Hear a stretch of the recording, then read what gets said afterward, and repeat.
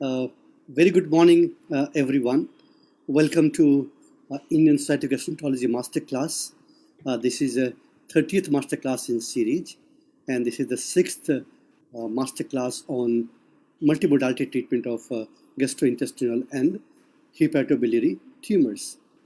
So today, as promised, we will have one more panel discussion on an important topic, which is a carcinoma stomach. Many of us believe that carcinoma stomach is not so common in our country, but probably this is not true at this point of time. The epidemiology of carcinoma stomach has changed, and it has become now one of the important tumors which is seen in Indian people, both men and women. Therefore, we thought we'll focus on carcinoma stomach. Last week, we had a panel discussion on carcinoma esophagus. I hope all of you have enjoyed that.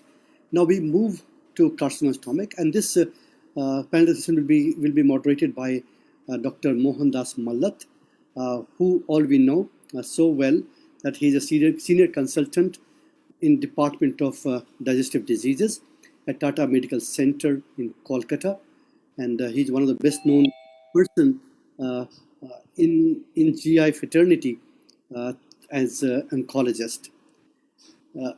We have again our very dear colleague Dr. Vinay Dheer. Vinay Dheer, all of us know that he is one of the pioneers in endosonography in our country. He does many courses. He is the director of Institute of Digestive and Liver Care at Raheja Hospital in Mumbai. Again, we have one more colleague from Mumbai. This is Dr. B.K. Smurthy, and she worked earlier at Tata Memorial Center, Tata Memorial Hospital in Mumbai, and she's a medical oncologist. Presently, she's at Lilavati Hospital and Bombay Hospital in Mumbai. Now on the panel, we have Dr. Robin Thamburdorai, who is a surgical gastroenterologist, and he's in Department of Surgical Gastroenterology at Tata Medical Center in Kolkata. And we have one other panelist, Dr. Aswathi Matthew.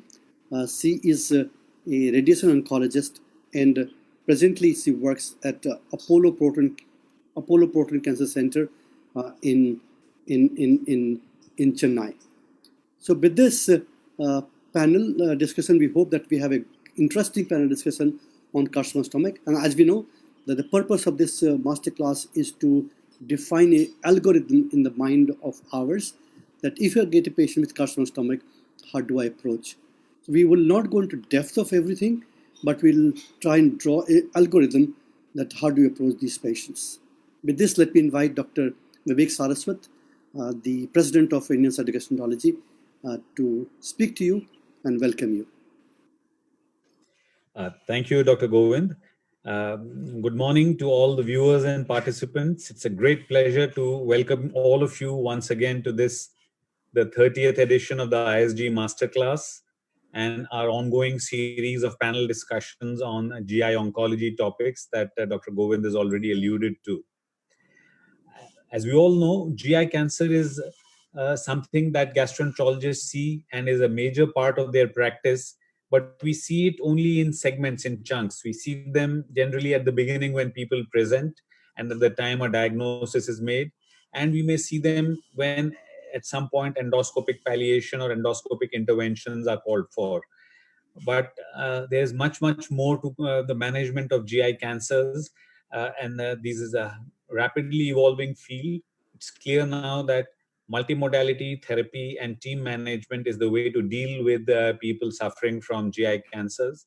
And this series of panel discussions is an effort by ISG to try and bring this reality to all of our gastroenterology DMDNB residents and gastroenterology practitioners in India. So, as Dr.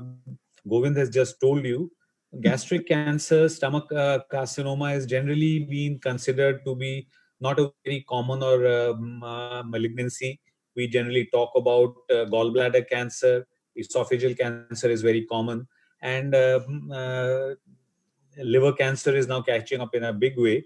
But I guess as a part of this, probably a few myths about the so-called South Asian enigma of how common H. pylori is, but how uncommon gastric carcinoma is, are likely to be changed or tackled or broken today in this session.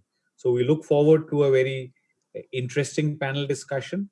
Dr. Govind has already introduced you to the eminent panelists, and the format, as usual, will be that our moderator, Dr. K.M. Mohandas, will take us through keynote kind of an overview of the gastric carcinoma situation in India, and will be followed by a series of questions that the expert and distinguished panelists will be addressing. We look forward to your questions, and hopefully we'll spend about 75-80 minutes going through the panel, and we'll have some time at the end for questions from the viewers. With these words, I welcome the panelists, and I request Dr. Mohandas to please get the session moving. Thank you. Thank you, Vivek, and thank you, Govind, for the introduction. So without any further delay, what I propose to do is what we did for the lymphomas.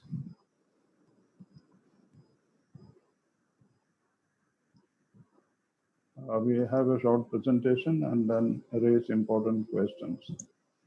The panel and participants have been introduced, so I begin a kind of a semi-formal talk on gastric cancers. Would like to start off by saying that globally, gastric cancer incidence and mortality has been falling. But in India, things are not the same. On the contrary, the incidence and mortality has increased. It's probably due to aging of our population as well as better diagnosis. What really worries me is the survival in India has remained dismally low. This is the global scenario. If you see, gastric cancer is the fifth leading cancer among all cancers, lung being the commonest. And in mortality, it takes the number 3 position. So this is global, 18 million cancer cases. In India, this is the Indian scene. Again, here breast is the commonest, followed by oral cavity. Just see that, tobacco chewing, and cervix virus. So these are definitely completely eradicable. So you have stomach cancer is the fifth, like the world, but in mortality, stomach cancer is the fifth because these are all highly lethal cancers, and the results of survival are not so good in India. As a result, stomach continues to retain its fifth position in mortality. One thing which is often forgotten is that gastric cancer is a disease of people over the age of 60 years and usually peaks at 75 years of age, including in India, both in men and women. And therefore, aging is very important in the etiology, as well as depending on how many people are old in a community, the gastric cancer incidence can vary. For example, in sub-Saharan Africa, the population is relatively young. They have very high mortality rates. Life expectancy is short, so you have much less cancer. And some of it is corrected by doing the age standardized estimation. Nonetheless, the entire bias cannot be revised due to this. This is a fairly old study that I was part of, done with the Oxford team in the UK, looking at the patterns of GI cancers in various ethnic groups. And here, the Indian South Asian enigma stands out. India, Pakistan, and Bangladesh gastric cancer rates are lower than what it is in the white population or in the Black African or in the Chinese. So this enigma was there for a very long time. This is a very recent publication this year looking at the population distribution and the types of cancers. And you see that South Asia has about 26% of the world's population, 9.2% of the gastric, non-cardiac gastric cancers, 8% of the cardiac gastric cancer. So you can see that, it's a fairly fair amount of gastric cancer, even proximal stomach, which many people think is not happening in India. And we see a lot of esophageal cancers, 17% of the population, as well as some amount of adenocarcinoma of the esophagus. Globally, if you look at the incidence trends in the age groups, this is the old patients who are above 70 years, so they have the highest incidence, and these are the very young population. So globally, you can see in the US, UK, Japan, and in Asia, all over China, there has been a steady decline over the past 30 years. This is attributed to several things, including decline of Helicobacter pylori, reduced salt intake, more availability of fresh green, yellow vegetables, etc. But if you see, the only data is available from Chennai, and of course, Chennai always had high amounts of gastric cancer. You can see that there is hardly any decline. It is a plateau all along, and even in the different age groups, there is no decline whatsoever. So we are slightly different from the rest. This is looking at the gastric cancer mortality. The incidence has come down, so has the mortality. And you can see this is in various countries: Japan, Singapore, China, Australia, US, South Africa, etc.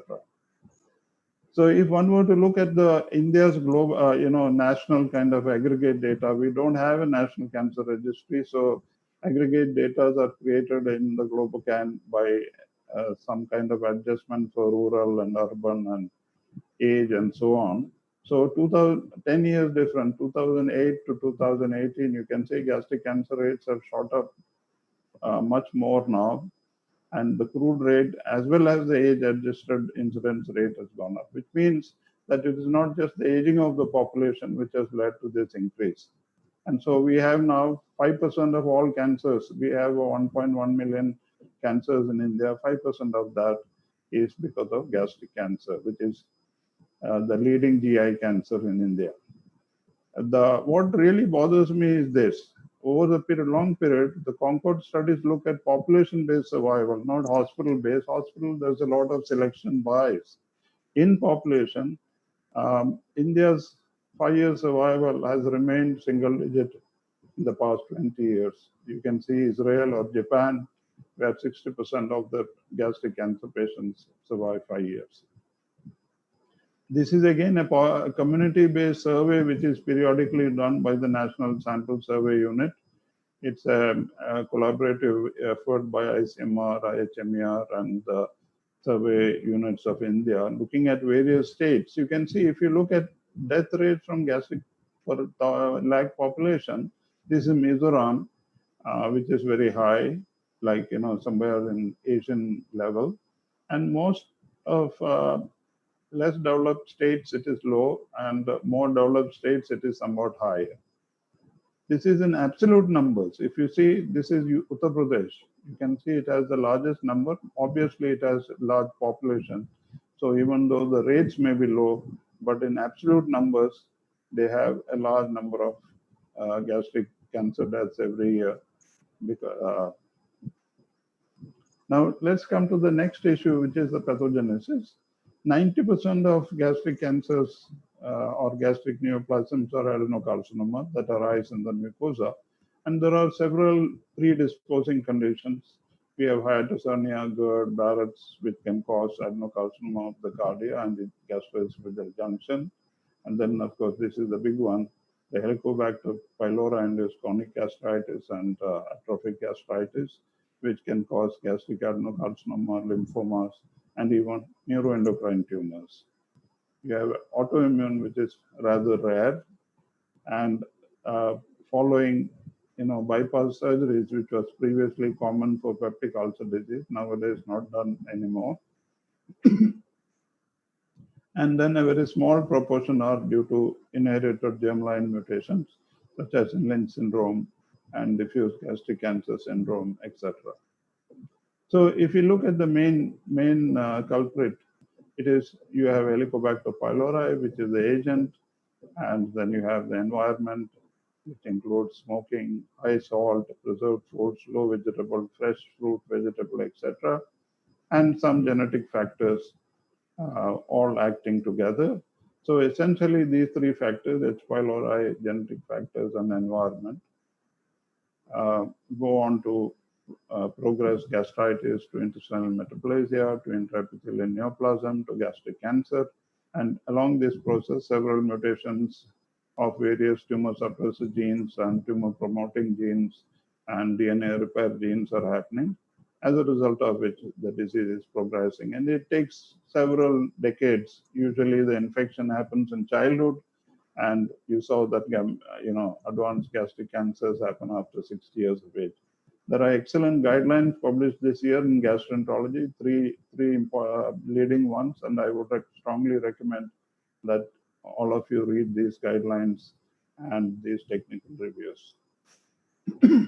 This is a very interesting paper. I put it here. This is, they looked at about 2,500 patients with several thousand early gastric cancers, and they picked out only 30 patients who did not have previous H. pylori infection. This they did by doing serology, looking at the biopsy samples very carefully for HP-induced gastritis, as well as history of H. pylori treatment and so on. So by different methods, they have excluded and found just 1.1%, 1.2% of the patients being H. pylori free all their life. That means in Japan, for example, HP is a very, very important cause of early gastric cancer as well. And they found that in this early gastric cancers, all kinds of gastric cancers which are seen in advance are also seen. And this is something that we have debated for almost 20 years, whether there is an association between Helicobacter eradication and gastric cancer. This is a systematic review and meta-analysis in gastroenterology published a few years ago, which says that there is a association, and eradication of H. pylori reduces the gastric cancer. However, the benefits of eradication varies with the baseline gastric cancer incidence. So for a country like ours, where the baseline incidence is low, the benefit will be smaller. However, if you go to Mizoram, where the gastric cancer rates are very high, you're going to have a much higher benefit. So we need to really focus on that kind of application if you were to do it in India. This is even a more recent 2020 Cochrane review of randomized trials, once again showing moderate certainty of evidence that searching for and eradicating H. pylori reduces the incidence of gastric cancer and death from gastric cancer in healthy, asymptomatic, infected Asian individuals. But of course, they cautioned about extrapolating it to the Western population. And lastly, this is yet another proof that patients who have history of family history of gastric cancer, they checked for H. pylori and eradicated it. It was a randomized trial published this year in NEJM. So what did they find? That if you treated H. pylori compared to the group that received placebo, there was less gastric cancer development and mortality in these patients. So the hazard ratio is 0.21, so it's highly significant. This is hazard ratio is 0.45, significant. And this graph is even more interesting because they had a group of patients in whom eradication failed. 27% of the patients who were given treatment, the eradication had failed. So this is in whom the infection was eradicated, and in this is whom the eradication failed, plus this group who were not treated. And you can see here again, the hazard ratio drops even further. So in other words, eradication alone is not sufficient, and one needs to make sure that the bug has really gone away. This is just an example of a short segment Barrett's esophagus with a cancer in it, and just to show you that Barrett's and cancer do occur in India as well. Coming to the modern era, which is of molecular oncology, there are several molecular subtypes, at least 4 subtypes based on immunohistochemistry, cytogenetics, and the next-gen sequencing. So that TCGA, which is the Cancer Genome Atlas project, identified 4 groups: the chromosome instability group, which is the usual intestinal histology; the genomic stable group, which is the diffuse type of gastric cancers; and 2 other groups: the microsatellite unstable group and the Epstein-Barr virus group, which is a small proportion of patients, you can see here. And these distributions varied depending on the site of the cancer. The Asian group also carried out a similar separate study, and this is a comparison of the TCGA versus the Asian. And the Asian proposed 4 other groups, which is somewhat similar. For some things, they made some differences. But unlike in colon, we still do not have a consensus between the TCGA and the Asian gastric genome project. Even more recent, published just this year, is the pan-cancer analysis of whole genome. So not only the coding region, but the non-coding region, which was, which nobody talks about, has been sequenced, and a lot of finding has come out. You can see here the data is almost 800 terabytes is the data that is available if any of you are interested in analyzing it. And 6 papers in Nature this year, plus another 20 papers in various other leading journals have been published on various things. And so the whole picture of various cancers, including stomach cancers, which was, they had 300 patients with stomach cancer, and this is going to change in the coming years. And not surprisingly, DNA bits from tumor cells are shed into the blood, and now there are several groups racing to commercialize liquid biopsy, just drawing a sample of blood and trying to detect and localize surgically resectable cancers. This is one from Johns Hopkins. You can see here about 80% of stomach cancers, most of which are in early stages, stage 1 and 2, can be diagnosed by liquid biopsy. So this probably will become the next test, and endoscopic screening may go out once these tests become affordable and are widely applicable, because all you need is give a sample of blood. What about how does gastric cancer present? It is a great masquerader, and it can present with various symptoms, no symptoms to several symptoms, and I won't waste much time on it. I just want to say a lot of patients in India present with ascites. They go to gynecologists, find ovarian tumors, they get biopsied, get treated as ovarian cancers. In our center, because we have good histopath, they are often referred to GI and we spot them. Similarly, many patients come with liver metastasis, unknown primary. If they are fit enough, they are investigated. If they are old and frail, they are not investigated, and you pass them off as a cancer of unknown primary. So a lot of gastric cancers do get missed if they are not adequately investigated. What about the next step? This is the most important thing, to make a diagnosis and stage the cancer, because the entire treatment plan is carried out on that basis. And the 8th revision of the American Joint Commission on Cancer Staging is what is currently used. The objectives of the workup: gastroscopy to confirm the site and obtain biopsies, to mark the upper and lower extent of the tumors, to look for associated diseases like active gastritis, to place feeding tubes or stents if needed, and for early gastric cancers to determine if an ESD or EMR can be performed safely and effectively. You do biopsies to confirm, and also biopsy samples are used for the purpose of precision oncology, which we will cover in the panel. Staging is carried out with the help of contrast-enhanced CT scan of the chest, abdomen, and pelvis. Our MRI scan is gaining more importance nowadays, and laparoscopy is also used to rule out very small peritoneal metastases. You do the routine investigation, cardiac and pulmonary evaluation, to look for comorbid illnesses and fitness for anesthesia. And finally, you take the patient to the MDT to decide whether you are going to have a curative approach or a palliative approach, and then share the decision with the patient and obtain informed consent for treatment, which is a shared decision between the doctor and the patient and the caregivers. Endoscopically, advanced gastric cancers can be classified using the Borman classification. You have these 4. This has been described for a very long time. You have polypoid tumors, fungating tumors, ulcerated tumors, or Leionitis type infiltrating tumors. In India, often we see patients in a very advanced stage, and therefore you very often find the type 5, which is a mixture of these in most of our patients. Early gastric cancers are very commonly seen when gastric cancer screening programs are carried out.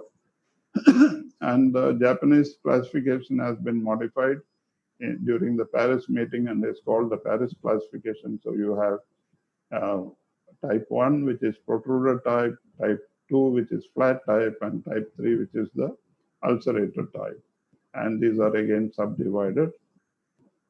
So just to give you some examples, this is a Paris 2B flat type. This is a, you can see here very clearly, even with light microscopy as well as with narrowband imaging. And this is one of our patients. Since it was a big lesion and our expertise for ESD was limited, we referred this patient for surgery, underwent surgery, and you can see here, this patient has a gastric cancer limited to the mucosa. This is another case which is a protruder type, but sessile. Again, once again, a big lesion, not suited enough for a ESD, and underwent surgical resection. So once we have a clinical diagnosis, we can stage the patient. And finally, the P stands for the pathological staging. So if the patient undergoes surgery, we have a much more accurate staging. And based on the tumor node and metastasis, this is tumor stage 1, which is very early, limited to the mucosa. This is going beyond into the muscularis propria, beyond the muscularis propria, involving the serosa, involving surrounding organs, metastasis, and this is the number of lymph nodes based. For example, N3A means 7 to 15 lymph nodes are positive.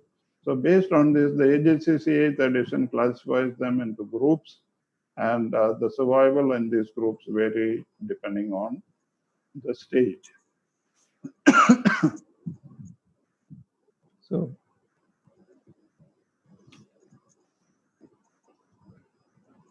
So this is showing the survival pattern depending on the stage. So if you have early gastric cancer, you have very high 5-year survival.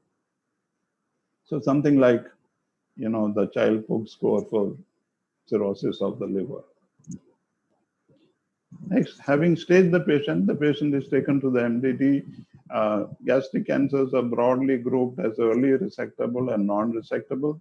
In early, one can consider ESD if the certain criteria are met, by which you know that an R0 resection can happen. Otherwise, resectable cancers are usually nowadays treated with neoadjuvant therapy followed by a D2 surgery. We'll come to that later. And if the cancer is non-resectable because it is stuck to, say, let's say the pancreas, or has metastasis like peritoneal or liver metastasis, then palliation is the goal, and these patients are offered chemotherapy. So this is the ESMO guideline flow chart. So you have very early tumors not having any nodal deposits. Consider either endoscopic or limited surgical resection. If the tumor is more than T1, then of course you carry out a surgery. The preferred path is to use preoperative chemo followed by surgery.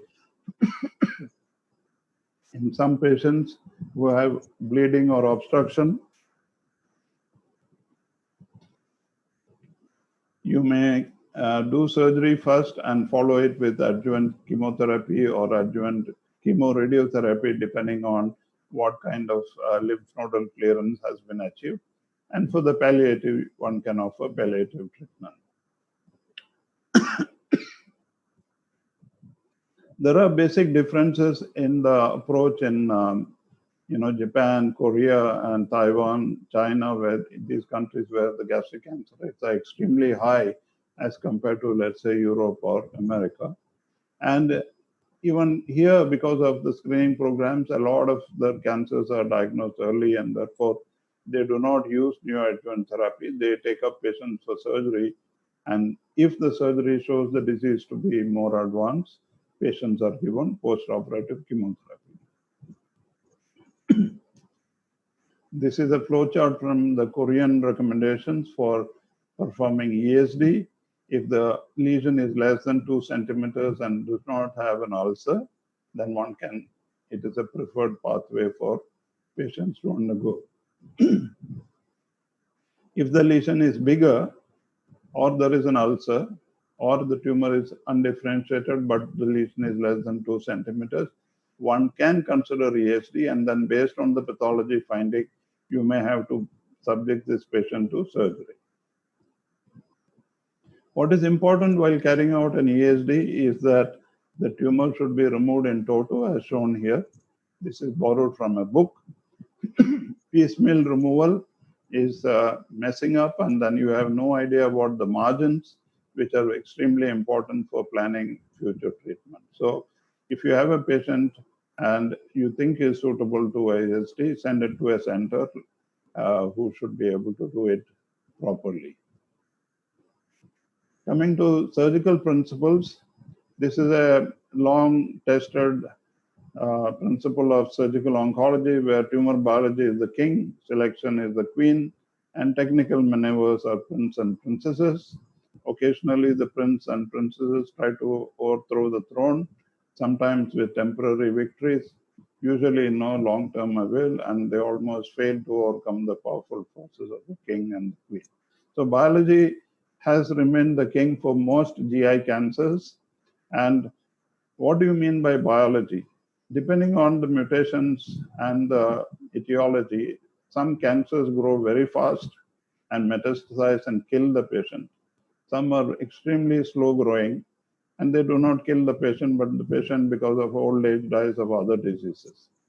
So if you run a screening program, you tend to detect these slow growing ones and you think you are happy because the patients are doing well. You miss this because you are periodically screening, and these cancers grow quickly during the interval. So they get interval cancers, and which are usually, and this is one of the groups where the screening really helps. So you have to keep this in mind. Look at the biology of the cancers that you have in your own community if you are planning to do screening. Principles of gastric cancer surgery: you need to achieve an R0 status. That means all your margins should be clear, microscopically clear of the tumor. There should be a D2 lymphadenectomy. I will come to this. Preferably use an enhanced recovery protocol to hasten recovery, because these patients need postoperative treatment, and neoadjuvant chemotherapy is usually recommended. So this is coming back to the ESMO guidelines. Nowadays, the recommended neoadjuvant chemotherapy is the FLOT4 chemo, followed by where the FLOT4 protocol is given before surgery and after surgery. This is showing the importance of the D2 trial. This was a very famous Dutch trial, which has been talked about for so many years. You can go through it. This is a 15-year follow-up. Showing in the beginning, because they were not so experienced with the surgery, they had increased mortality due to surgery, which kind of neutralized the benefit of D2. Splenectomies were performed, which has been stopped now, and it has kind of caught up. And now you can see at 15 years, patients who underwent D2 are living longer.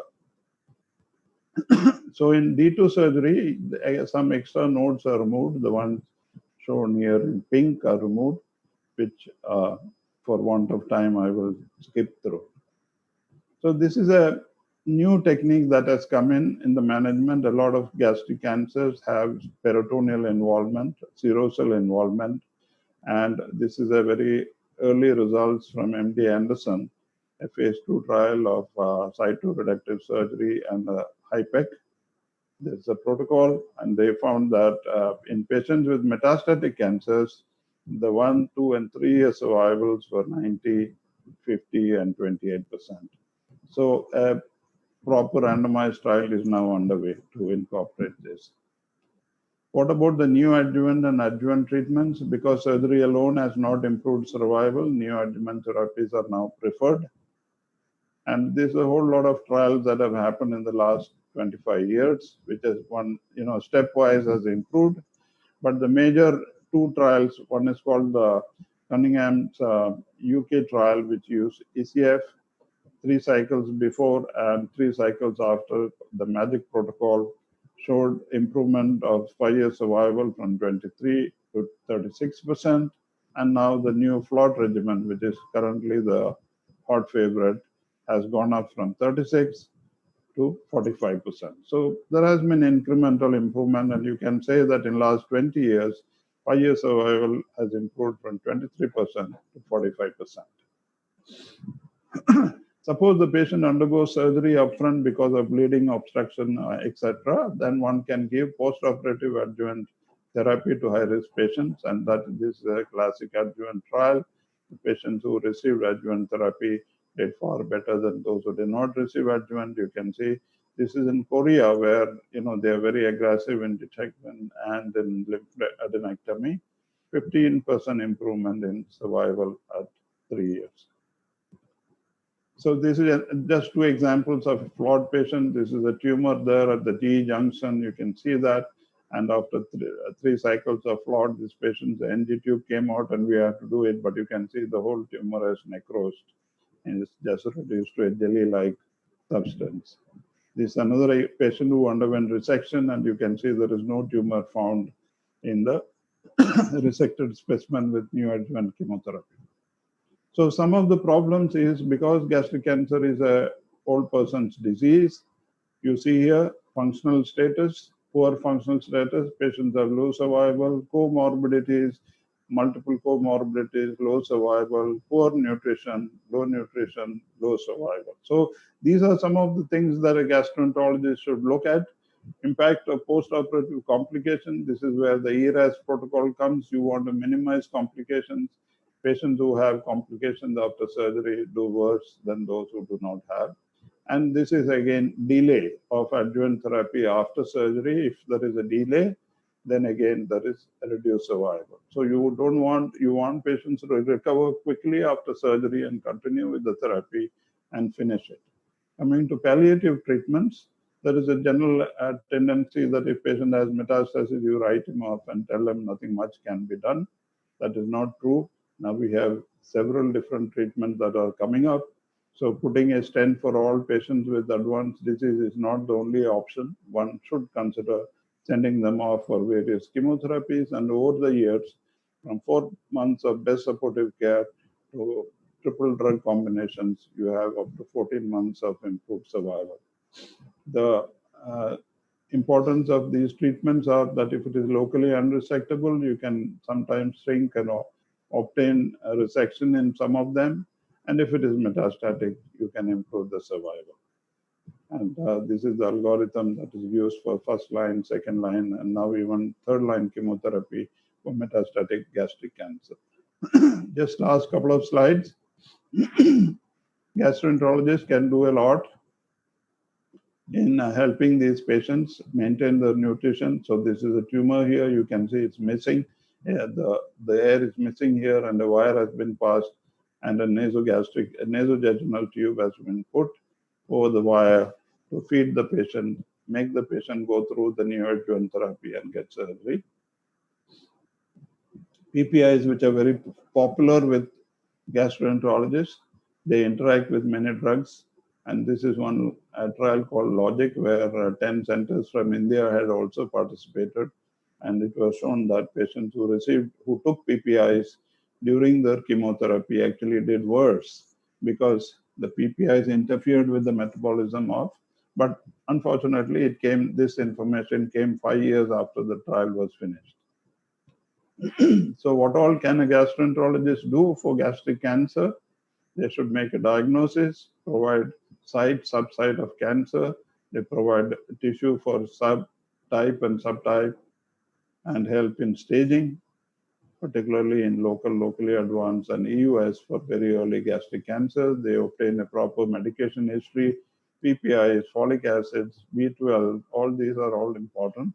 Health status, they can assess and start treating pain right from the beginning, provide nutrition support, advise physiotherapy. These are all things which they can start from day one before the patient is referred to a surgeon or an oncologist. Obtain family history, and if there is family history of gastric cancer, recommend H. pylori evaluation and eradication in them. Nutrition is extremely important before and after surgery.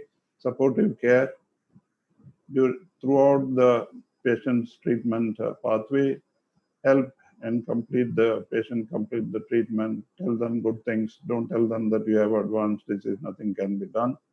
And of course, screening and prevention, which is an important aspect. So with this, I've finished my introduction and I've given a list of references which you can all go through. And those who are really interested in Helicobacter pylori, I would strongly recommend you read these two books. One, of course, has Barry Marshall and Robin Warren as the editors. And this one is also a very interesting chapters on how H. pylori migrated with humans out of Africa. Okay.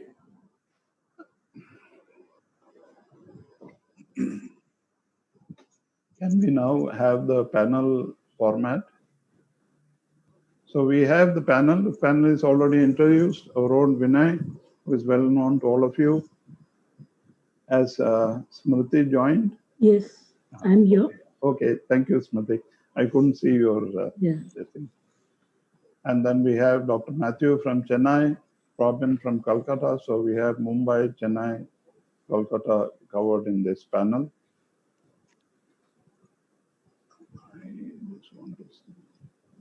Okay. So, yeah. So the first question is to the Dr. Z as a gastroenterologist. Can you detect precancerous lesions by routine white light endoscopy or chromoscopy? And if precancer is suspected, what would you do? And what about H. pylori samples as a routine? Thanks, Mohan. Thanks, Govind. Thanks, Vivek, for giving me this opportunity to be with you all. Lovely lecture, Mohan. Fantastic, comprehensive summary of the overall gastric cancer. Okay, this issue, I saw your last slide where you said what all a gastroenterologist can do, and you have placed at number 10. The screening and surveillance. I personally feel this is an area which is very important, and probably it should be higher up on the list before the cancer is diagnosed. So we know that almost for 50 years that there is a sequence of chronic inflammation, intestinal metaplasia, dysplasia, and cancer. We also have evidence, as you yourself shown in your H. pylori therapy papers, that if we halt this progress at a certain level, probably at inflammation, then the incidence of gastric cancer comes down. So like we do in Barrett's, we have surveillance protocols. We have in IBD, where we have surveillance protocols. Unfortunately, for gastric cancer, things have not picked up or have not become standardized so much, picking up of precancerous lesions by routine endoscopy or chromoendoscopy. When I visited Japan, I saw they follow a very rigid, strict protocol of doing magnification endoscopy and chromoendoscopy in all patients who are considered at risk, and they pick up small lesions. Why we are not doing it in India or in Europe or in US is probably lack of time and probably lack of equipment. Maybe these are the two reasons. So if you yourself mentioned high risk risks for gastric cancer. Age is one, smoking is other, H. pylori is another. You have prior past history of gastric surgery, autoimmune gastritis. So we know that there are certain people who are at a higher risk of gastric cancer, and probably they will, we don't have data from India, probably they will benefit by a little more intensive endoscopy and biopsies.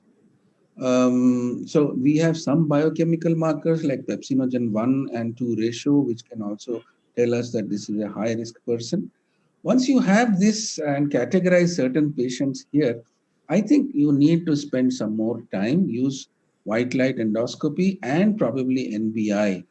These are not ideal. You will miss lots of intestinal metaplasias, atrophic gastritis with a white light, standard white light endoscopy. You probably need a magnification endoscope to better endoscopes to pick up these lesions. So if you are not able to see these lesions, what do you do? Like what you do in surveillance of inflammatory bowel disease, you take blind biopsies. You take biopsies, 4 or 5 biopsies, two from the antrum, two from the corpus, from the lesser curve and greater curve, and one from the fundus probably, and try to find out if this patient has atrophic gastritis or intestinal metaplasia. So if this high risk patient shows that there is atrophic gastritis or intestinal metaplasia, which extends from antrum to corpus, not only antrum, antrum to corpus, then there is a high chance, and there is data for that, that this patient may develop malignancy in the next 6 to 7 years. So we need to probably follow these ups with regular endoscopies the intervals are not clear, probably 2 years or 3 years, and take repeat biopsies from these. So this is one area which we are probably not giving too much importance to, and that is why probably we are not picking up early cancers and reducing the incidence in India. Thank you. Thank you. And the next is, I think you have covered some of this. Will you, in addition to the tumor, will you biopsy the normal looking biopsy mucosa also? Yes. So to the question, how do you determine that biopsies are adequate? There is no way to determine. So the number is there. Take as much biopsies as you are. As you become more experienced, you learn more, you know that you have hit the area. Don't go into the deeply ulcerated necrotic areas. Try to take biopsies from living areas, edges of ulcers if it is an ulcerated lesion. Don't take from the normal mucosa, take where the tumor is seen. Again, NBI helps. You will need know where the tumor tissue is there and take multiple biopsies, 7, 8 biopsies from there, because you don't want to repeat an endoscopy for a negative biopsy. Yes, it's a good idea to biopsy the surrounding normal mucosa because you want to look for the predisposing factors. You want to look for H. pylori. You want to look for atrophic gastritis, autoimmune gastritis. So yes, we should biopsy the surrounding mucosa. What about EUS and magnification endoscopy? You mentioned briefly about this during your Japanese experience, but so EUS does not have much role in gastric cancer. It's more magnification and chroma endoscopy. So you use methylene blue or indigo carmine acetic acid to highlight the abnormal areas. And then those areas you visualize with a magnification endoscope. You can pick up these areas pretty easily. what about when you suspect a lesion? Like, I showed you some lesions. How do you decide? Will you do it endoscopically? You will attempt a removal, or you will take it to a MDT and discuss, and then go ahead. So previously we used to do EUS in these cases, but I think there is now evidence to show that EUS doesn't help. What we do, a simple test is lifting the tumor. You inject saline underneath it. If it can be lifted, the abnormal area or tumor, you remove the area in toto by ESD or EMR, depending on the size. And that would be the best approach. It takes time, 2.5 hours, but I think it gives a good chance for removing the tumor in toto and get a very good histology. Yeah, because ultimately it is the histology will make you decide as to what is the next treatment or just follow. Yeah. Okay. We move on to the surgical, we are now going to deal with the usual type of gastric cancers. So Robin, Dr. Robin, what is the current standard imaging? And, a lot of patients get a FDG PET scans. Do you think it really helps? And also about laparoscopy. Yeah, Mike, please unmute your mic. The current standard that we follow for imaging for gastric cancer is a scan of the abdomen, chest, and the pelvis. I don't believe that there is much evidence at this point for the routine use. There may be some exceptional reasons why a PET scan can sometimes be ordered, but I don't believe that there is evidence right now to justify the routine use of nasal PET scanning in the initial evaluation of gastric cancer. And laparoscopy? You're not audible very clearly. Sorry, can you hear me now? Yes. Yeah. Okay, so I'll just repeat that as at present, the gold standard for radiological imaging would be a CT scan of the chest, abdomen, and pelvis.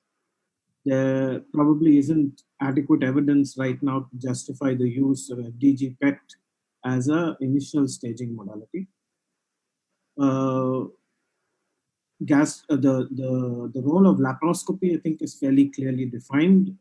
It is our protocol at Tara Medical Center that all patients being contemplated for neoadjuvant chemotherapy first undergo a staging laparoscopy for a complete inspection of the peritoneal cavity for any suspicious lesions, which are then removed for biopsy. If there are no lesions seen like that, then we do a peritoneal wash with a liter of normal saline, and that is then sent for peritoneal cytology. And I believe that is entirely appropriate. We see about 8 to 10% of patients with either positive cytology or lesions that have been missed on They're imaging. very small lesions which don't show up on the scans. How do you optimize your patients for a major surgery? And please tell us how the gastroenterologist can help you. So the optimization of a patient for major surgery actually should start on the date of their first visit. So as part of our initial evaluation, we also send the patient to a nutritionist and to a physiotherapist to learn breathing exercises and incentive spirometry, a nutritionist to assess the nutritional status and give them a diet plan that matches the level of what they're able to eat. A lot of these patients, especially who have malignancies of the stomach, have limited tolerance for oral feeding. And this is where it's critical that we send them to a gastroenterologist to have a nasojejunal tube placed so that we can start feeding as early as possible. Thank you. So this is just an example. If you don't take care of nutrition, you have all sorts of problems and patients are unable to continue with their treatment. Dr. Smriti? Yes. Dr. Smriti is a medical oncologist, well-known medical oncologist in Mumbai. Are you convinced that perioperative chemotherapy improves survival? Because a lot of patients are, sent by the gastroenterologist to the surgeon, and the surgeon operates straight away. Then they come to you. Yeah, that's why, one of the sentences that you said that, gastric cancer should be discussed in an MDT before being taken up for surgery. As you know that if you were not to use chemotherapy at all, and even in stage 1 disease, the 5-year survival is around 70%. And if it is stage 2B and above, it is, just 35%. And which means that you do need something more than surgery. So I'm very convinced about perioperative chemotherapy and improving survival. As you mentioned, some of the studies like the MAGIC study, and you showed in your slide, also the FLOT AIO, the German study, you can see that the difference in using perioperative chemo versus surgery alone in 5-year survival is to the tune of almost 13% to 15%. So I think that is very substantial. And the second thing I want to drive home is that most of the patients now, for example, if you see the critic study and other studies where you try to give treatment after surgery, almost 40% of patients are unable to take the treatment after surgery. So that is why perioperative chemotherapy becomes very important. And the protocol that we prefer is we assess the patient, first of all, for his performance status, comorbidities, age, all these come into play. So if it's a very fit patient, then the FLOT study has shown that it's much better than the epirubicin-based chemotherapy. So we would prefer the FLOT regime for the perioperative protocol. However, if the patient is not fit enough to take the FLOT therapy, because you do get myelosuppression with this sort of protocol, and so you need to have a fit patient to be able to take that, then we would use just Folfox or the epirubicin based protocol. And whereas Indian patients are concerned, well, if it's a fit patient, they're able to tolerate it. But sometimes you do have to come down on the doses of docetaxel. That is what I've seen. And when would I use neoadjuvant? Well, if the lesion is more than T2 or it is node positive, then, like T3, T4 or node positive disease, then definitely they would require perioperative chemotherapy. So the last one, I think, because some part got hidden, it is when would you like to send patient directly for surgery without neoadjuvant? So, if it is like a T1, T2 lesion N0, then of course, they would be considered. Though, as you showed in the ESMO guidelines, they say tumors less than 2 centimeters, but I think we rarely see such tumors. So, we see much more advanced disease, and that's why most of them would land up with, neoadjuvant therapy. This is a FLOT study design protocol which was published in Lancet just last year, showing a big difference compared to the MAGIC protocol. Okay, I come back to Dr. Robin. What is your minimal acceptable? Can I ask you one question, just for clarity of our viewers? Yeah. What does FLOT means? FLOT 4, or what does it really mean? It is, a taxane-based regime where you have the same drugs like you have in Folfox, but you add a docetaxel to that. So you have docetaxel, and then you have leucovorin, 5-FU, and oxaliplatin, and the 5-FU is completed in 24 hours. So the treatment is over in about 24 to 36 hours, as opposed to Folfox, which would go for 2 days. So, and this cycle is then repeated every 2 weeks. So that is the protocol. It's an acronym standing for 5-FU, leucovorin, oxaliplatin, and taxotere. Dr. Robin, we come to some minor details about surgery. What do you think is the minimum acceptable surgical standard in terms of D1, D2, R0s, and what is the role of HIPEC when you see serocell involvement? And of course, I think we partly covered this enhanced recovery. So now the minimum acceptable surgical goal when we are performing a gastrectomy with curative intent is that they need to have what is called a D2 radical gastrectomy. And a D2 radical gastrectomy includes removal of the tumor-bearing area of the stomach with adequate surgical margins. I'll just define that in a minute. With a lymphadenectomy that is systematic, not just a cherry picking of nodes. And depending on the location of the tumor will determine the kind of gastrectomy the patient has. For curative intent, broadly speaking, if a tumor is in the distal part of the stomach, you would do what some people will call a distal gastrectomy, or what is more accurately called a subtotal gastrectomy. If it is in the proximal part of the stomach and it is small, you could either do a proximal gastrectomy, which as per guidelines shouldn't be done if it is more than a T2 tumor. radical option otherwise would be a D2 total gastrectomy. The D denotes the extent of the lymphadenectomy.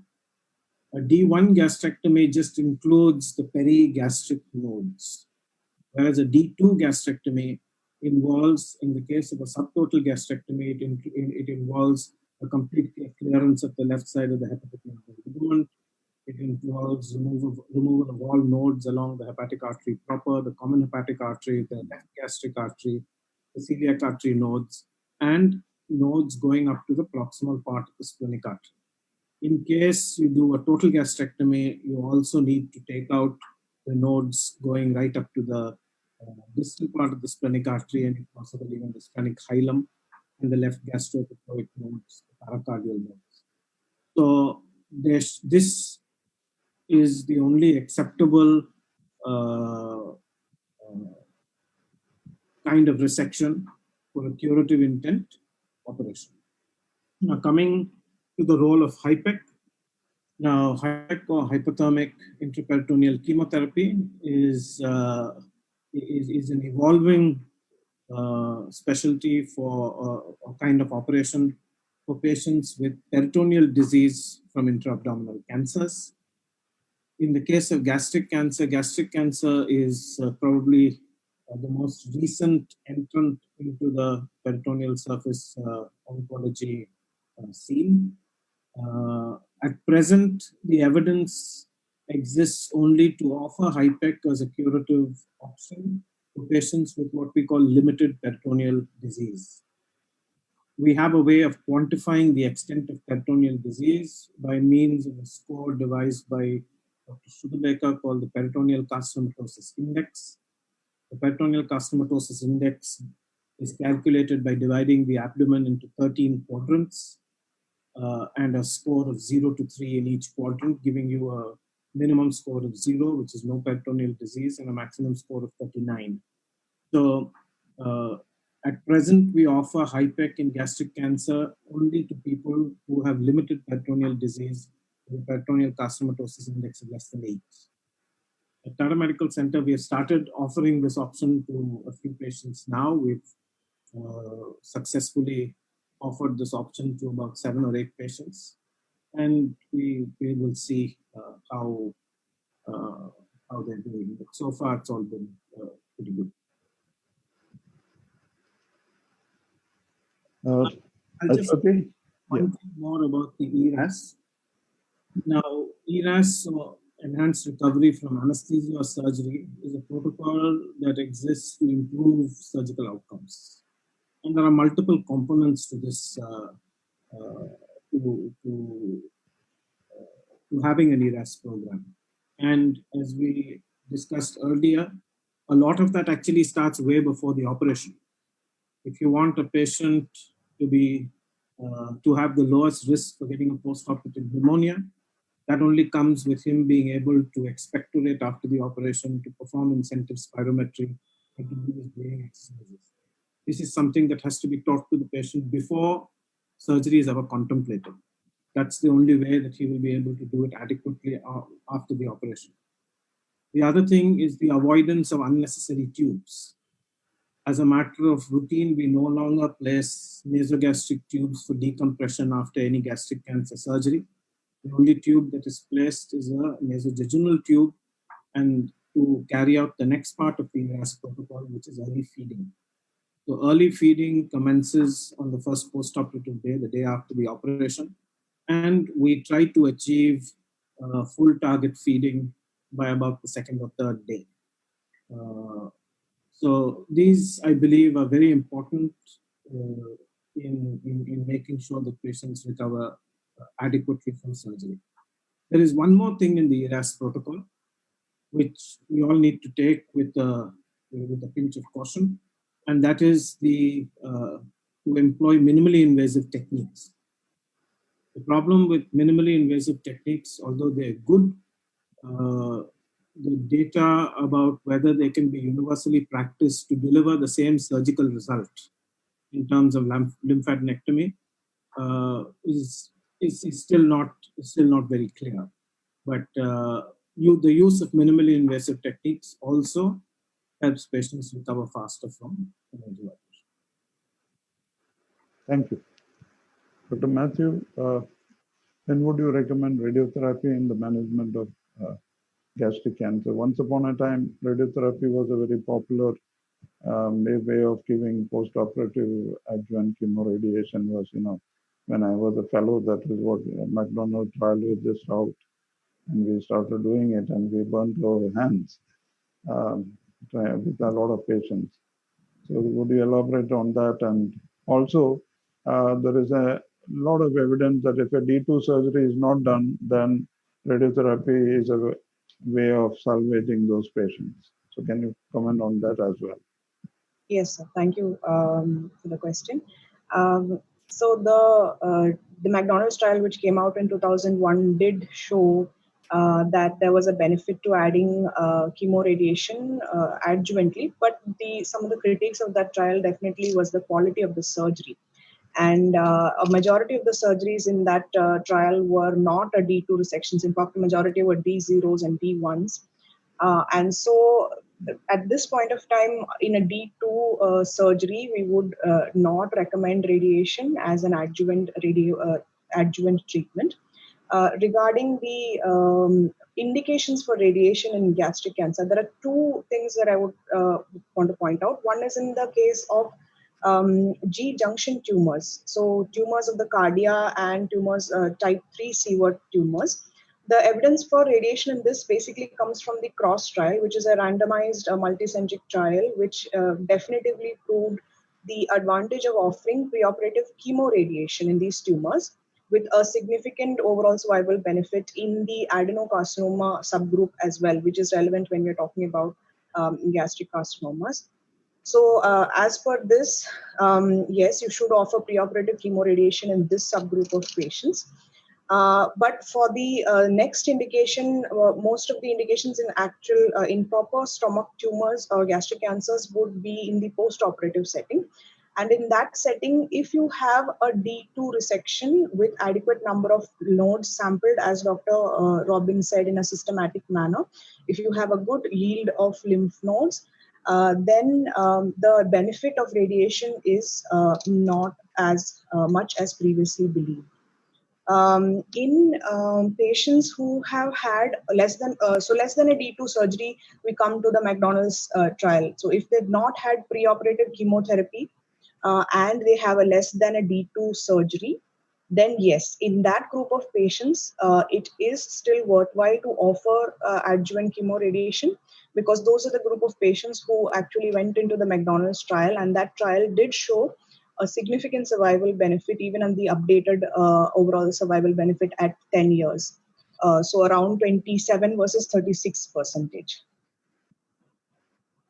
So What about one clarification? the margins, when the surgical margins are positive?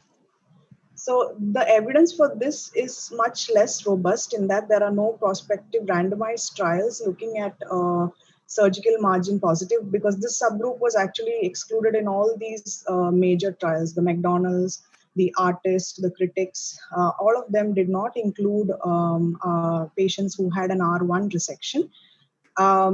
But so there are multiple retrospective series showing conflicting evidence as well. But in R1 resections, if you have had pre-op chemotherapy, an R1 resection probably tells you that the biology of the tumor is not good to begin with.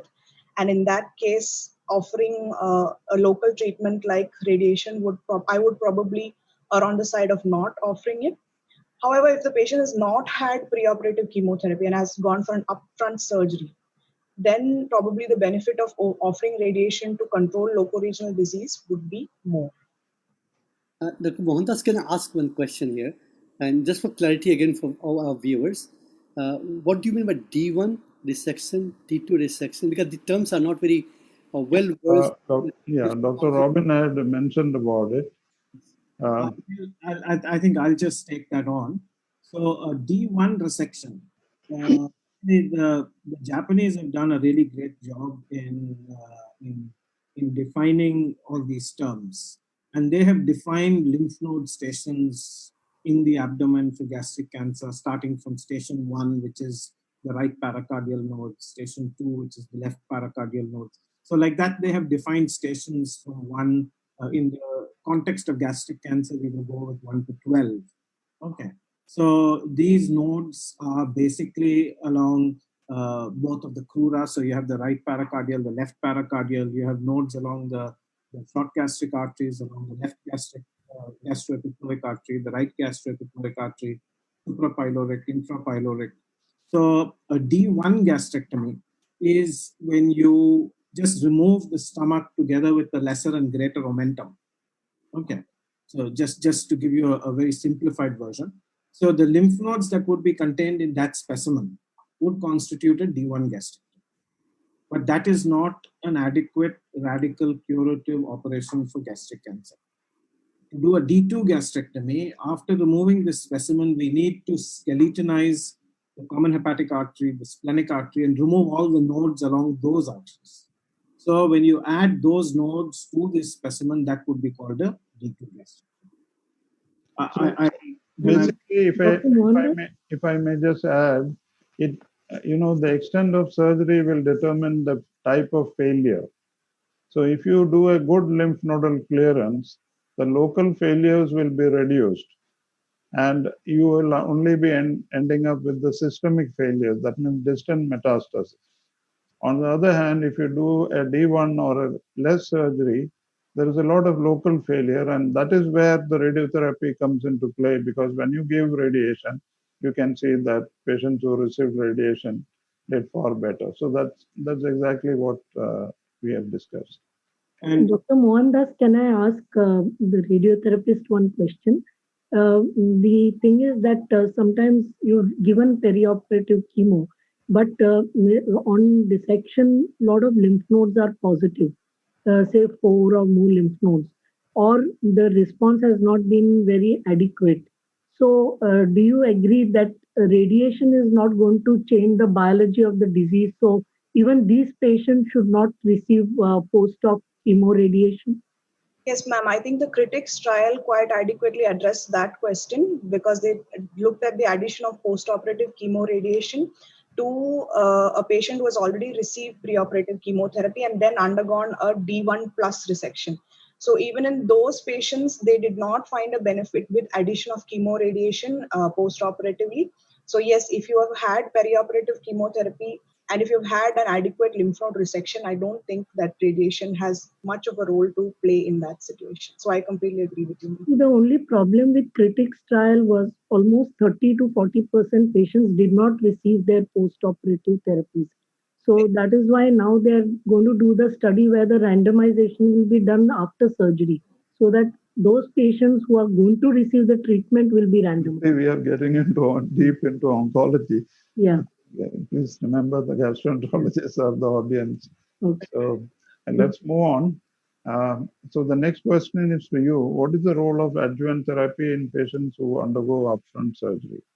So, if we always see the whole histopathology report after surgery to see what sort of tumor is it, T1, T2, is it well differentiated, poorly differentiated, is there perineural invasion, lymphovascular invasion, and also the nodal status. So, if it is a T1, T2 lesion, well differentiated, and there are no nodes involved, then we may not offer the adjuvant chemo. But if it is anything more than that, T3, T4 nodes positive, then we would give adjuvant chemotherapy. And for how long will you give the adjuvant therapy? So usually we use the data from the classic trial, so where K-pox was given for 6 months. So either K-pox, of course, Folfox is also another alternative, because some patients do not tolerate the correct dose of capecitabine. So that also becomes another option. So that is what we would do with the adjuvant chemo. Thank you. We come back to Vinay. I think we did discuss a bit of H. pylori. What about the nutritional aspect? Patients who are malnourished before surgery, they become even more malnourished. How can a gastroenterologist get into the picture and do a good job. Yeah, I think the first and third questions are interrelated in a way. Follow-up of these patients, one of the major reasons we follow them up is to check for their nutritional deficiencies. Patients post gastric cancer surgeries or gastric surgeries often develop deficiencies of macro and micronutrients. So you will have iron, calcium, B12, folate, and if we do not adequately treat over a period of time, they start having lots of symptoms, osteoporosis. So during follow-up, it is important that you look at the nutrition of the patient, and not only in the first 1 or 2 years, it can go on for several years. So replacement, adequate replacement of macro and micronutrient deficiencies is very, very important. Thank you. Smriti, if these patients recur after some time, or if patients are diagnosed with very advanced, locally advanced, non-resectable cancers or metastatic cancers, what is the role of palliative therapy? Does it improve survival and quality of life? Is it cost effective? Because there is a general feeling that these treatments are very expensive and patients, survive for a few months. So Yeah, so can you the first clarify thing on is, those? the first thing is I would like to know the HER2 status of these patients because from our experience, those patients, they may be just 5% or even less who are HER2 positive.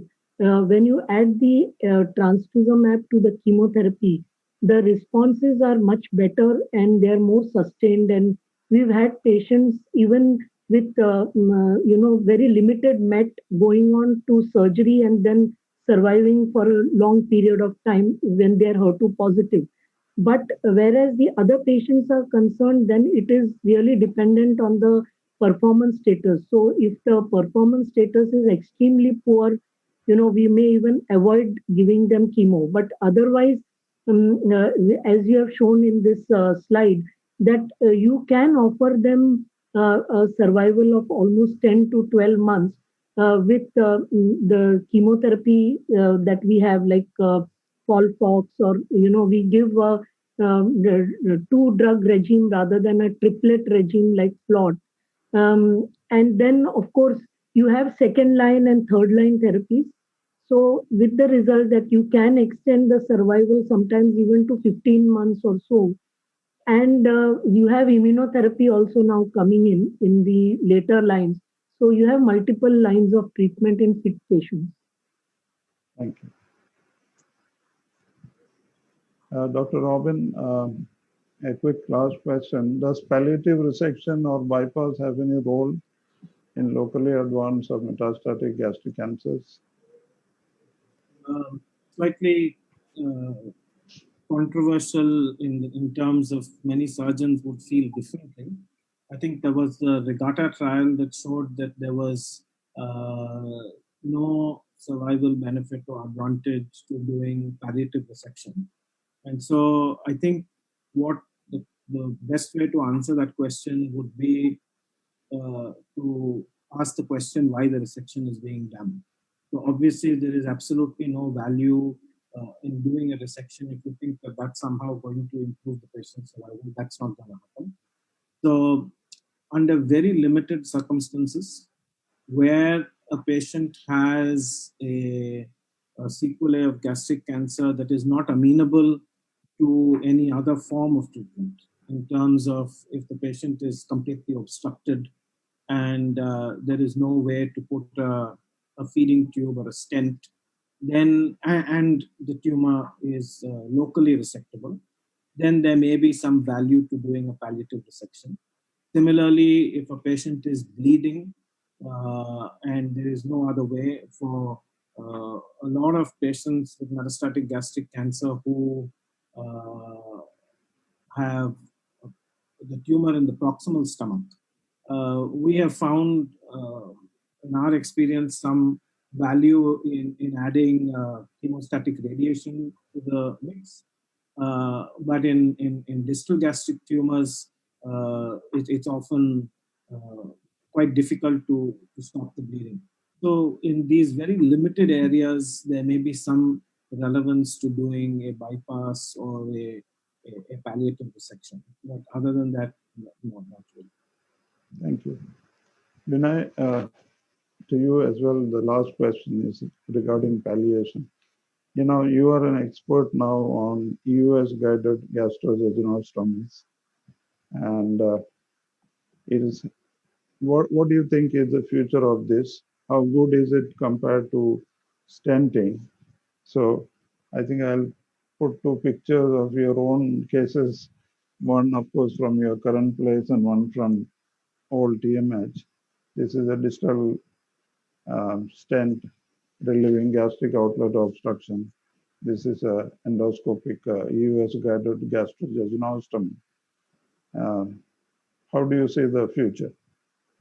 So, Mohan, EUS guided gastrojejunostomy is a new procedure. It's a very exciting procedure for us gastroenterologists.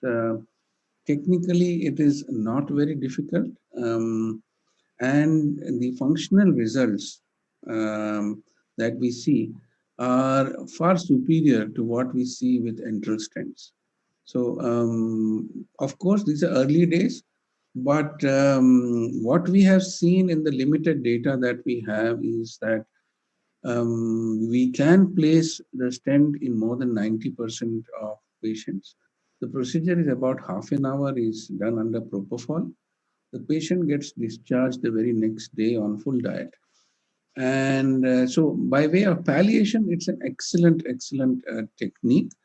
Unfortunately, it's not very easily available. Currently, it is available only at expert centers, but I'm sure as the technique spreads, for malignant gastric outlet obstruction, this procedure will replace surgical GJ or enteral stents. That's my feeling. There is no data to say right now.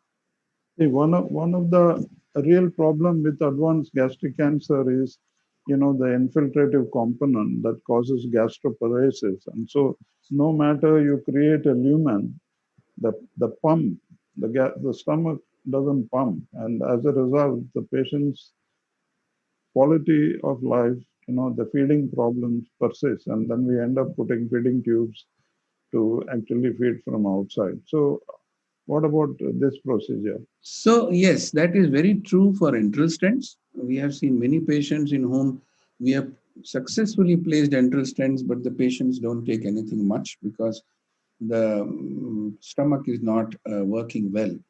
With GJ, most of these EUS GJs are in a dependent portion in the proximal or mid stomach. And if a patient eats, again, there is a limited literature available so far. But the quality of eating, the quality of food intake, and the satisfaction that the patient has is it's almost like a surgical GJ without the patient having to go for a surgical procedure. So we need more data. We need more data. We need more comparative trials. So this has been compared to laparoscopic GJ, and it has been found to be equivalent or mildly superior. So we need, only thing is it is expensive compared to an enteral stent. The stent currently costs more than an enteral stent. So cost becomes an issue, especially in India, where patients, you like them to undergo EUS GJ, but they cannot currently afford an EUS GJ. But otherwise, I feel this is a great procedure which has a very bright future. So at the beginning of my career, we were faced with this situation to do an ERCP and stent the bile duct or send it to the surgeon for a triple bypass. And now I think at the end of my career, you move down to the stomach, and we are taking away that critical work from the surgeons as well, I suppose.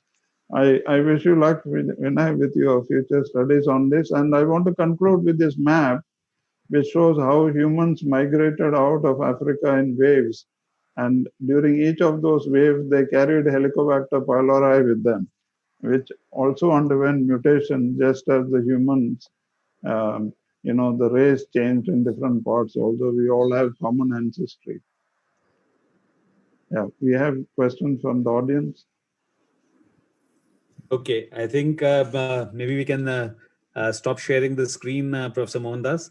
I think thank you very much for an excellent presentation. It was a brilliant overview, as all of us would agree. And I think the panel discussion also touched upon a lot of areas that are not commonly part of usual gastroenterology sessions and interactions. So it's all in all a very educative session. We do have a few questions from the audience, and I think I'll put them one by one, and I think whichever of the panelists would be comfortable can respond.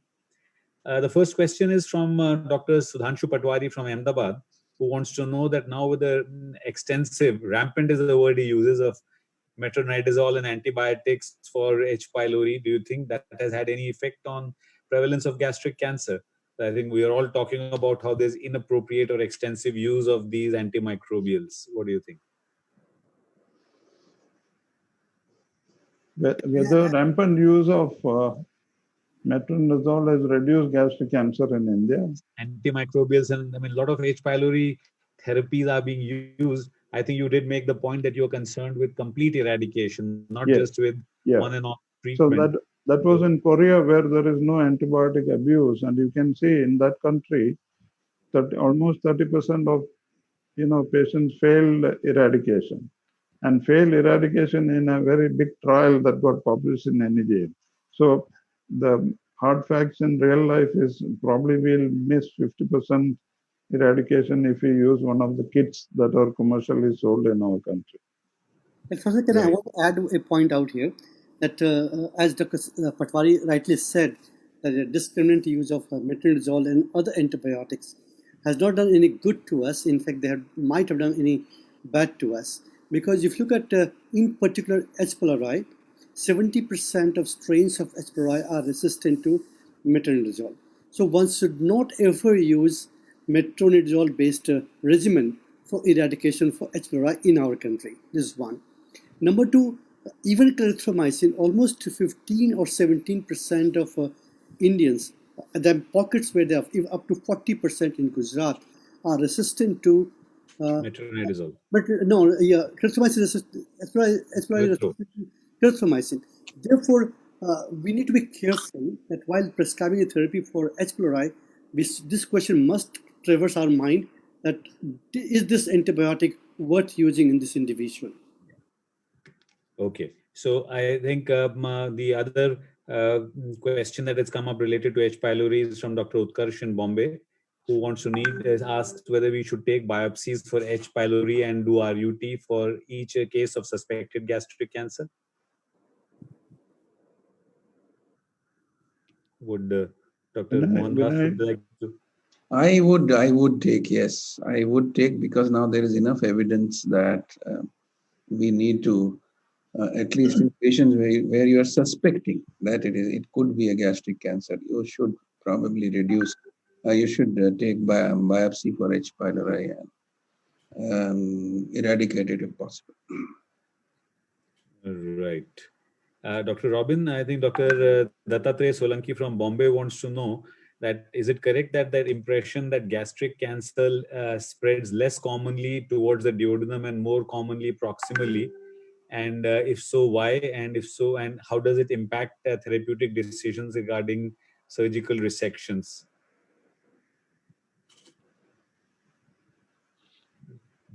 Do you think that is a valid impression that regarding spread of gastric cancer? I mean, infiltration? Please unmute your mic. Mike. Robin, please unmute your mic. I think it's a valid impression, but I'm not sure that I actually know the reason why that is.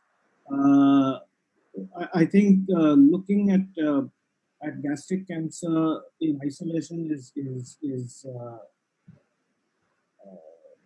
not really complete, because when you come to the gastroesophageal junction and you have gastroesophageal junctional cancer, I mean, we have the CWAT classification. We have documented involvement of the of the esophagus.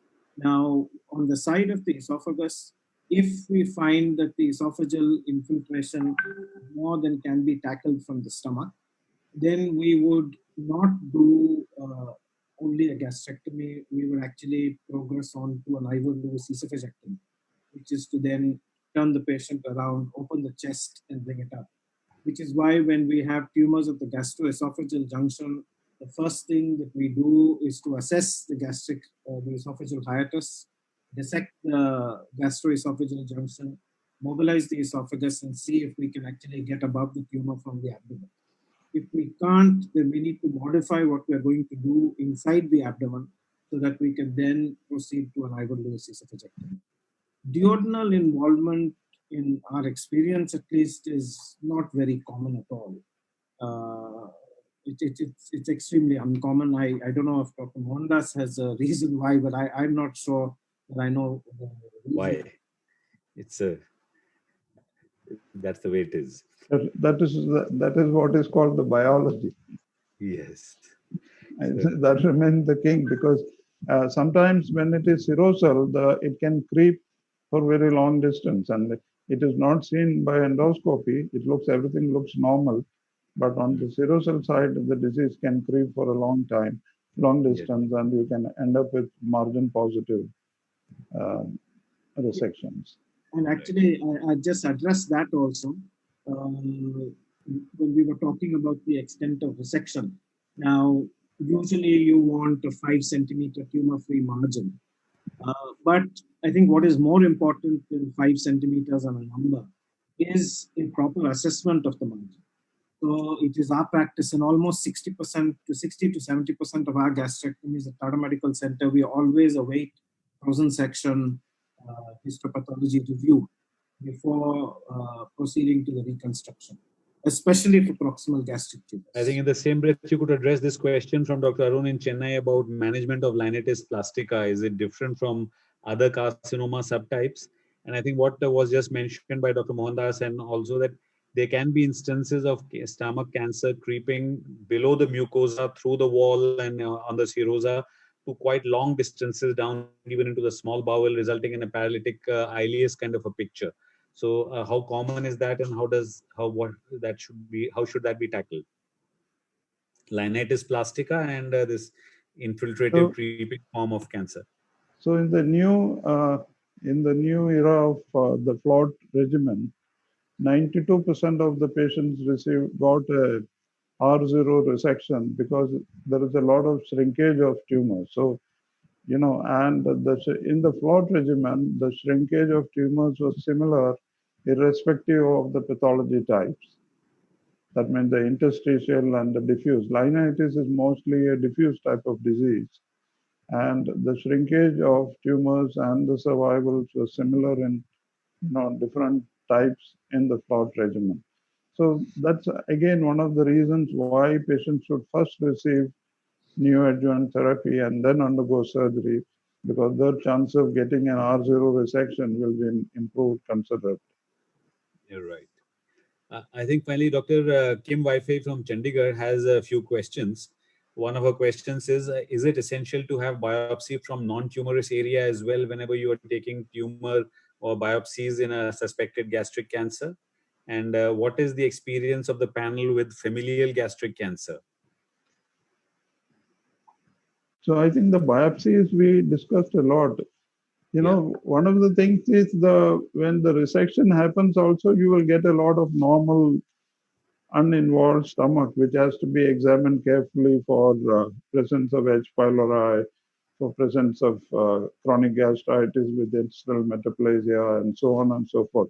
So that also provides information. And if that information is not available, I think during the follow-up endoscopy, we must take biopsies to make sure that the patient is not having some residual H. pylori infection.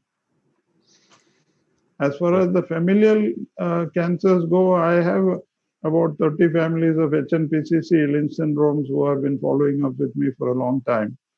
Among them, two of their relatives did have stomach cancer, but nobody was on any kind of gastroscopy. But now, as a routine, I do an upper GI endoscopy on them, look for H. pylori. If they have H. pylori, eradicate that. And we have now started using aspirin as a prevention for colorectal cancer in those patients.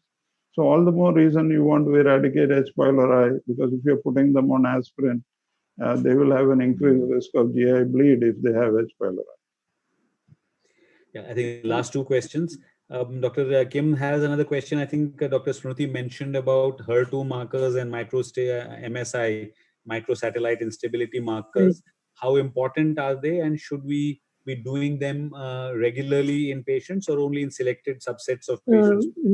See, actually, the study of trastuzumab had included locally advanced disease also, apart from metastatic disease. So we do HER2 testing in these patients, and we add trastuzumab. And here again, the number of biopsies is important because, as I said, otherwise, if there are only one or two biopsies, you may miss the HER2 positivity. And the second thing is MSI is done because today those tumors which are MSI high, irrespective of the organ of origin, they respond well to immunotherapy. So immunotherapy has been approved for all MSI high tumors, irrespective of origin of the tumor. So these are two important tests that we would want to do in the metastatic setting. So as high as 20% of gastric cancers can be MSI high. So, Yes. that's a great scope for these patients because Yes, with because immunotherapy, the survival is really good.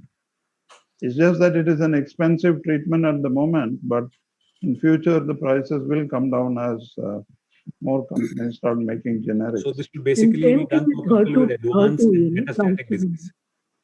So you should do these markers only in people with advanced or metastatic disease, right? Yes, at the moment not approved for adjuvant setting, but there are studies in progress because I mean they're really effective treatments. Okay. Well, I think we have reached the end of our set of questions that have been asked, and I'd like Dr. Govind to please take over now. Thank you so very much. Thank you, Dr. Mohandas, for a wonderful overview on an important cancer. And you also said that in one line that the enigma of gastric cancer is no more probably valid in our country. The H. pylori eradication strategy has to be rethought, and we need to really discuss about it. That should we eradicate H. pylori in our country? The belief that we have a high prevalence of H. pylori in our country, less gastric cancer. This may not be true. I mean, we need to really think about this question and do relevant research in this area. Thank you so much, all the panelists, including Dr. Vinay Dheer, Dr. Matthew, Dr. Robin, and Dr. Smriti for a wonderful panel discussion on gastric cancer. We all know that gastric cancer is going to be an important disease for all of us, and we really enjoyed this overview and panel discussion. Thank you so very much on behalf of Indian Society of Gastroenterology to all the moderators and panelists. So it's coming to two or three issues that we will have a next panel discussion next week that will be on the, colorectal cancer. Again, this is an important disease we need to consider. And this panel discussion will be moderated by Dr. Mahesh Goenka on October 11, same time, 12 to 1. And again, we will have a galaxy of panelists, including medical oncologist, surgeon, radiologist, and a gastroenterologist altogether. So next week. Before we close, we need to really ask you that we have announced the ISG elections.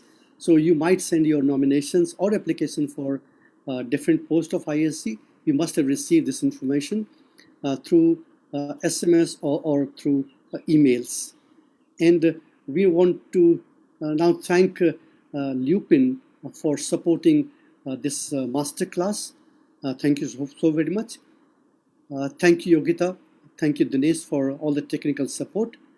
And we can log off now with a request that we can join next week on our last masterclass in this series, that will be on colorectal cancer on 11th of October. Thank you so very much and have a great day. Thank you. Okay, Bye. bye-bye. Yeah, Thank you all. bye-bye. Thank you, everyone.